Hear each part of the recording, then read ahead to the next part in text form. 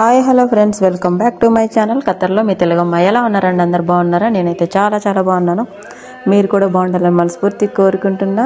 ఈరోజు అయితే నా వీడియో ఏమిటి అంటే కొత్తిమీర పచ్చడి, నిల్వ పచ్చడి ఎలా చేయాలో చూపిస్తాను, చూసేయండి. ముందుగా ఒక రిక్వెస్ట్ ఏంటంటే మన ఛానల్ని సబ్స్క్రైబ్ చేసుకోండి, లైక్ చేయండి, షేర్ చేయండి, పక్కనే ఉన్న గంట సింబల్ని కూడా కొట్టండి. అప్పుడే నేను చేసిన ప్రతి వీడియో మీ దాకా వస్తుంది. ప్లీజ్ సపోర్ట్ చేయండి friends. Thank you very much నా వీడియోలు చూస్తున్నందుకు.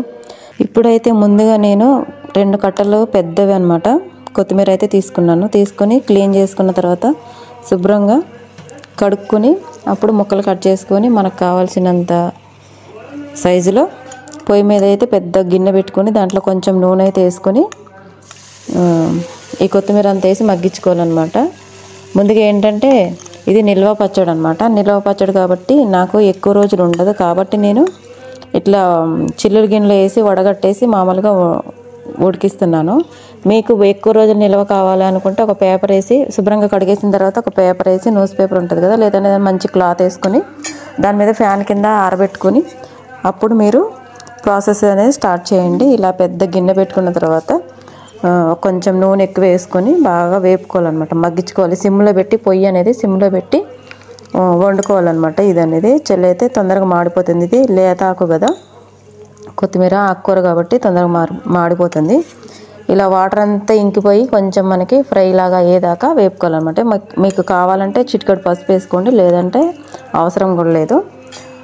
ఇప్పుడైతే బాగా మగ్గిన తర్వాత ఇప్పుడు మనమైతే శుభ్రంగా కడుక్కొని పొయ్యి మీద పెట్టుకున్నాం కదా, ఇది మగ్గేలోపు పక్కన ఇంకో గిన్నె పెట్టుకొని ఒక కళాయి పెట్టుకొని చిన్నది, దాంట్లో 2.5 ఆవాలు వేసుకొని పెద్ద స్పూన్తో వేసుకున్నా చూడండి, నల్ల ఆవాలు, 2 చెంచాల మెంతులు వేసుకోండి. వేసుకొని బాగా ఫ్రై చేసుకోవాలి. లైట్గా మంచిగా స్మెల్ వస్తాయి అన్నమాట. వచ్చేదాకా వేపుకున్న తర్వాత తీసి పక్కన పెట్టుకోవాలి. అవి చల్లారేలోపు మళ్ళీ మనం చింతపండు, మనకు కావాల్సినంత చింతపండు పులుపు మీరు ఎక్కువ తింటారు తక్కువ తింటారు దాన్ని బట్టి చూసుకొని, నేనైతే ఒక 100 గ్రాములు అంత చింతపండు తీసుకున్నా. దాన్ని బాగా కడిగేసి క్లీన్ చేసుకొని ఒక 2-3 సార్లు వేడి నీళ్ళు పోసి నానబెట్టి దాన్ని ఉడికించుకోవాలన్నమాట. ఉడికించుకొని మిక్సీ పట్టుకోవాలి, లేదంటే మీరు ముందే మిక్సీ పట్టేసుకొని తర్వాత అయినా ఉడికించుకోవచ్చు. వేడి నీళ్ళు వేసి నానబెట్టి మిక్సీ పట్టేసి ఉడికించుకోవచ్చు చిటికెడు పసుపు వేసి. నేనైతే అదే ప్రాసెస్ చేస్తాను, చూసారా? ఇలా చేయడం వల్ల మనకి పచ్చడిలో మగ్గిపోతుంది అనమాట. పచ్చడిలో చింతపండు అనేది కనిపించదు. ఇలా చేయండి, చాలా బాగుంటుంది. చింతపండు కూడా మిక్సీ పట్టేసుకున్న తర్వాత నేనైతే ఉడికించుకుంటున్నా. మీరు కూడా అదే ప్రాసెస్లో చేయాలంటే చేయండి. నెక్స్ట్ వచ్చేసి మనకి కొత్తిమీర కూడా మగ్గిపోయింది అనమాట. దీన్ని కూడా మిక్సీ పట్టేసుకుందాం. ఇంక ఈ 2 మిక్సీ పట్టుకొని ఆవాలు మెంతులు వేపుకున్నాం కదా, అవి కూడా మిక్సీ పట్టేసుకొని పక్కన పెట్టుకోవాలన్నమాట. ఇప్పుడు మనం ప్రాసెస్ అనేది స్టార్ట్ చేయాలి. ఇప్పుడు ఇవన్నీ మిక్సీ పట్టేసి పక్కన పెట్టుకున్న తర్వాత ఇప్పుడైతే ఒక గిన్నెలో ఈ కొత్తిమీర పేస్ట్ పెట్టేసుకున్నాం కదా, మిక్సీ పట్టిన తర్వాత ఒక గిన్నెలో వేసుకోవాలి. మంచిగా కొంచెం మనకి చేతి తిరిగేలాగా ఒక గిన్నెలో వేసుకున్న తర్వాత కొంచెం పెద్ద దాంట్లో నేను గాజు గిన్నె తీసుకున్నా చూడండి. ఎందుకంటే దీంట్లో మార్చి వేరే దాంట్లో వేయకుండా దీంట్లోనే మనం 3 రోజులు అట్లన్నా ఊరిన తర్వాత సీసాలో వేసుకోవచ్చు అనమాట. ఇప్పుడైతే చింతపండు కూడా వేసేసాను నేను. చింతపండు వేసిన తర్వాత చింతపండులో నేను కొంచెం చిటికెడు పసుపు కూడా వేసా ఉడికిచ్చేటప్పుడు, చూసారా? నేను అదైతే తీసాను, మిస్ అయిపోయింది ఆ క్లిప్ అయితే.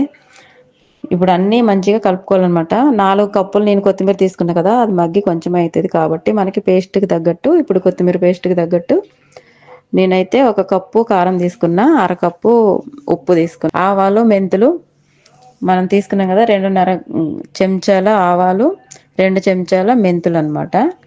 2 మిక్సీ పట్టి పొడి కూడా రెడీ పెట్టుకున్నాం కదా. ఇప్పుడు ఇవన్నీ కలిపేసుకున్న తర్వాత మంచిగా మిక్సీ చేసేసుకోవాలి, బాగా కలుపుకోవాలన్నమాట. ఈ చింతపండు, ఉప్పు, కారం, మసాలా అంతా పచ్చడికి కొత్తిమీరకి పట్టేలాగా బాగా కలుపుకున్న తర్వాత ఇప్పుడైతే తాలింపుకి ఒక గిన్నె పెట్టుకొని మనం ఏదైతే ఇప్పుడు చింతపండు ఉడికించుకోమో అదే కళాయిలో క్లీన్ చేసేసుకొని అదే కళాయిలో ఆవాలు, జీలకర్ర, ఎండుమిర్చి, కరివేపాకు, వెల్లుల్లి, పచ్చి వెల్లుల్లి. నేను ఇప్పుడు పచ్చట్లో కొన్ని వెల్లుల్లి కూడా వేసా, వెల్లుల్లిపై తురుము కూడా వేసా. వెల్లుల్లిపై తురుము వేయడం వల్ల మంచి స్మెల్ వస్తుంది. పచ్చడి వేరే లెవెల్లో ఉంటుంది. ఖచ్చితంగా ఇది ట్రై చేయండి, చాలా బాగుంటుంది. మీకైతే ఈ టిప్ కనుక పాటించారంటే సూపర్గా ఉంటుంది అనమాట. ఇప్పుడు ఇలా తాలింపు వేసుకున్న తర్వాత పక్కన చల్లారి పెట్టుకొని ఒక 2 నిమిషాలు ఉన్న తర్వాత బాగా చల్లారిన తర్వాత పచ్చడిలో ఈ తాలింపు అనేది కలుపుకోవాలి, లేదంటే పచ్చడి చేదొచ్చేసిద్ది వేడి మీద కలిపారంటే. ఈ పచ్చడి కనుక నచ్చితే లైక్ చేయండి, షేర్ చేయండి, కామెంట్ చేయండి, మన ఛానల్ని సబ్స్క్రైబ్ చేసుకోండి. ప్లీజ్ సపోర్ట్ చేయండి friends. Thank you very much video పూర్తిగా చూసినందుకు. వీడియో అయితే పూర్తిగా చూడండి, అప్పుడే మీకు